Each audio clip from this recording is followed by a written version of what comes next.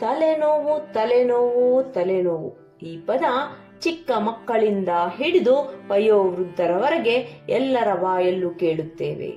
ಇದಕ್ಕೆ ಅನೇಕ ಕಾರಣವಿರಬಹುದು. ಇದಕ್ಕೆ ಎಲ್ಲರ ಬಾಯಲ್ಲೂ ಸಿಗುವ ಒಂದೇ ಒಂದು ಸಲಹೆ ಕಣ್ಣಿನ ಪರೀಕ್ಷೆ ಮಾಡಿಸಿ ಎಂಬುದು. ತಲೆನೋವು ಕಳಪೆ ದೃಷ್ಟಿಗೂ ಕಾರಣ.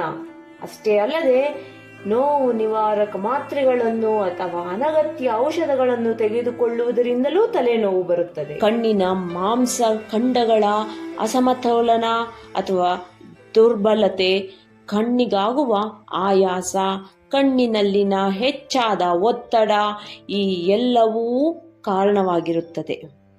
ಕನ್ನಡಕ ಧರಿಸುವುದೊಂದೇ ಅಲ್ಲ, ಕನ್ನಡಕದ ಸರಿಯಾದ ಸಂಖ್ಯೆ ಇಲ್ಲದಿದ್ದರೂ ತಲೆನೋಯುತ್ತದೆ. ಕನ್ನಡಕದ ಸಂಖ್ಯೆಯು ಹೆಚ್ಚು ಅಥವಾ ಕಡಿಮೆಯಾದರೂ ಅಥವಾ ಕನ್ನಡಕದ ಫ್ರೇಮ್ ಸರಿಯಾಗಿ ಸೆಲೆಕ್ಷನ್ ಆಗದಿದ್ದರೂ ತಲೆನೋವು ಬರುವುದು.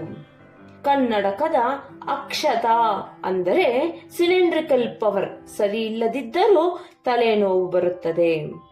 ತಲೆನೋವು ತಡೆಯಲು ನಿಮ್ಮ ಸ್ಕ್ರೀನ್ ಟೈಮ್ ಅಂದರೆ ಮೊಬೈಲ್ ಆಗಲಿ ಲ್ಯಾಪ್ಟಾಪ್ ಆಗಲಿ ಬಳಸುವುದನ್ನು ಸ್ವಲ್ಪ ಕಡಿಮೆ ಮಾಡುವುದು ಒಳ್ಳೆಯದು. ವಂದನೆಗಳು.